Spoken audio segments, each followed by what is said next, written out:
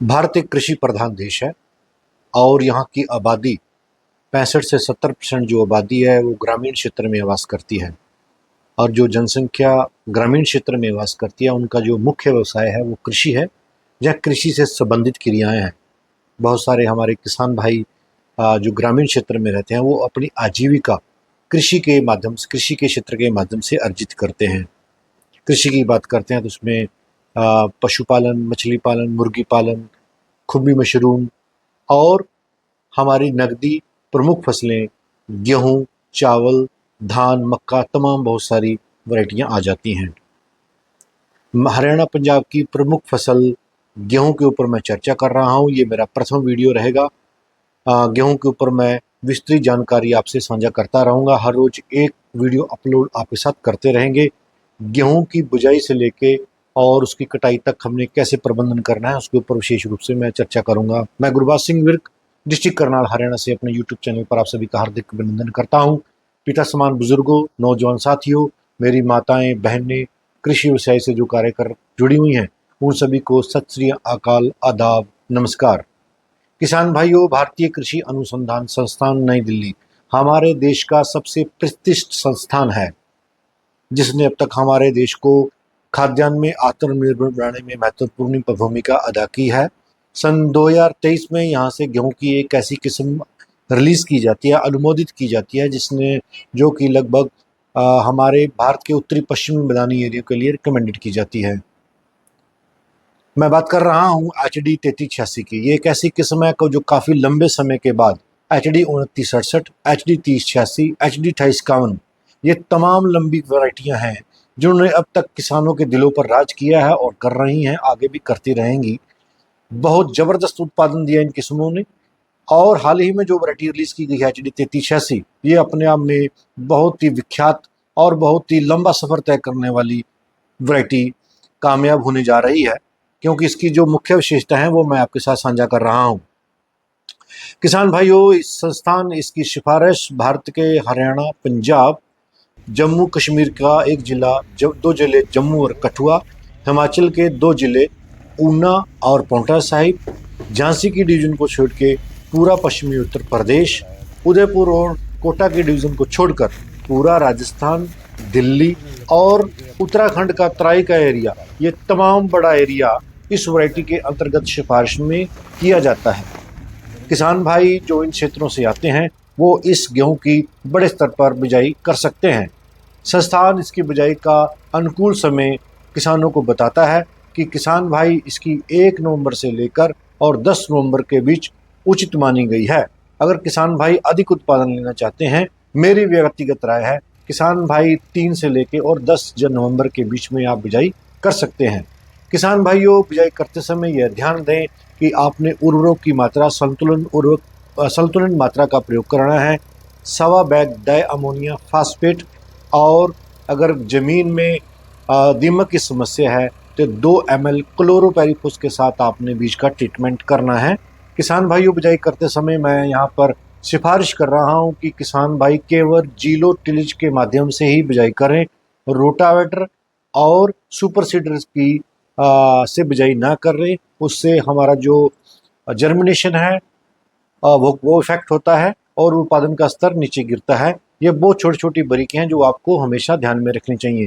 किसान भाइयों, हम HD 3386 की बात करते हैं। ये एक ऐसी वैरायटी है जो कि डॉक्टर गणेंद्र प्रताप सिंह, जो कि भारतीय गेहूं एवं जौ अनुसंधान संस्थान में लगातार 7 साल तक निदेशक के पद पर रहे और उन्होंने बहुत ही ब्लॉकबस्टर वैरायटियां भारत के किसानों को दी हैं। DBW 327, 372, 371, तो ये तमाम लंबी उनकी वैरायटियां हैं। ये 3386 जो वैरायटी डेवलप की गई है इसमें बहुत महत्वपूर्ण भूमिका अदा करी है हमारे वैज्ञानिक डॉक्टर GP सिंह ने। इसके जो प्रजनक हैं वो डॉक्टर हरे कृष्णा यादव हैं, जो कि प्रधान वैज्ञानिक के पद पर कार्यरत हैं। मैं इसकी अन्य विशेषताओं के ऊपर चर्चा डाल रहा हूँ। इसमें पीला रतुआ और भूरे रतुआ का प्रकोप नहीं आता है। इसमें टिलरिंग जो फुटाव है वो बेशुमार होता है। किसान भाई ध्यान दें कि ये जो किस्म है इसका जो एवरेज उत्पादन की बात करते हैं, क्योंकि जो किसान भाई हैं वो उत्पादन को लेकर हमेशा चिंतित रहते हैं। संस्थान इसका एवरेज उत्पादन 62.5 क्विंटल प्रति हेक्टेयर के हिसाब से बताता है, यानी यह 25 क्विंटल से नीचे फार्मर फील्ड पर नहीं आएगी। ये इसकी सबसे खूबसूरती और यूनिक प्लस पॉइंट है HD 3386 का। संस्थान अपने कागजों में 62.5 क्विंटल पर हेक्टेयर के हिसाब से इसका यील्ड बताता है, एवरेज उत्पादन। और मैक्सिमम जो उत्पादन है, जो इसकी उत्पादन देने की क्षमता है, इतना उत्पादन 25 क्विंटल तो उत्पादन फार्मर फील्ड पर आ ही जाएगा, चाहे परिस्थितियां अनुकूल हों चाहे प्रतिकूल हों। लेकिन यहाँ किसान भाई ध्यान दें कि उनको पैकेज जो प्रैक्टिस जो हम बता रहे हैं वो उनको फॉलो करना अनिवार्य है। किसान भाई अधिकतम उत्पादन इसका 77 क्विंटल पर हेक्टेयर के हिसाब से ले सकते हैं, यानी 31 से लेकर और 32 क्विंटल इसका उत्पादन देने की क्षमता है। हमारे पास कुछ किसान भाइयों का जो डाटा पिछले साल का है वो भी हम आपके साथ साझा कर रहे हैं। हमारे फील्ड का जो उत्पादन रहा है वो 29 क्विंटल 43 किलो की एवरेज उत्पादन रहा है 3386 का। और एक हमारे मित्र भाई हैं, उनका 31 क्विंटल की एवरेज 9 किले की थी। और एक और हमारे भाई हैं जो कैथल डिस्ट्रिक्ट से हैं, उनका एवरेज उत्पादन 32 क्विंटल रहा है। ये इसकी अपनी मुख्य विशेषताएं हैं। किसान की आर्थिक स्थिति को मजबूत करने में, उनकी आजीविका को और अच्छा बनाने के लिए HD 3386 किसानों का लंबा साथ देने के लिए हमेशा तत्पर रहेगी, ऐसा हम मान रहे हैं। किसान भाइयों, इसकी जो पौधे की ऊंचाई है वो मात्र 101 सेंटीमीटर है और इसमें गिरने की आशंका बिल्कुल नहीं है। और इसमें हमारे को अधिक मात्रा में सूखा चारा प्राप्त हो जाता है क्योंकि इसकी फुटाव करने की क्षमता बहुत ज़्यादा है। किसान भाई ध्यान दें कि यह 101 दिन में अपनी जो बालियां हैं उसका 70% निसारा कवर 50% निसारा कवर कर लेती है। यह मात्र 145 दिन में पक्के तैयार हो जाती है। ये ध्यान बहुत ही महत्वपूर्ण बिंदु मैं आपके साथ साझा कर रहा हूँ। किसान भाइयों, मात्र 145 दिन में पक्के तैयार होती है, यानी गर्मी से पहले ही पक्के तैयार हो जाती है। और किसान भाई इसमें अक्टूबर में बुझाई इसकी न करें, केवल आपने नवंबर के प्रथम सप्ताह में इसकी बुझाई करनी है। अगर वातावरण मार्च में गर्म भी होता है तब भी यह वैरायटी आपको 25 क्विंटल का उत्पादन आसानी से दे देगी। तो किसान भाइयों, इसका जो जाने का आकार है वो बहुत बढ़िया है, चतुर्भुज आकार का इसका है। दो भुजाएं इसकी लंबी हैं, 2 इसकी छोटी भुजाएं हैं, लेकिन इसके जो चारों कोने हैं वो लगभग एक समान है, जो इसको उत्पादन में बहुत आगे ले जाते हैं। ये बहुत महत्वपूर्ण बिंदु है इसका। पंजाबी में ओबलैंग के नाम से जाना जाता है। दाने का आकार चतुर्भुज के आकार का इसका दाना होता है, गोल जरूर होता है, लेकिन इसकी जो 2 भुजाएं हैं लंबी होती हैं, 2 छोटी होती हैं। चारे जो कोने हैं वो एक समान होते हैं, जो इसको दूसरी वैरायटियों से भिन्न करते हैं। मैं किसान भाइयों को यहाँ भी बता देना चाहता हूँ, इसका दाना 327 और 826 के साथ मेल खाता है। किसान भाई बीज लेते हुए हमेशा सावधानी बरतें।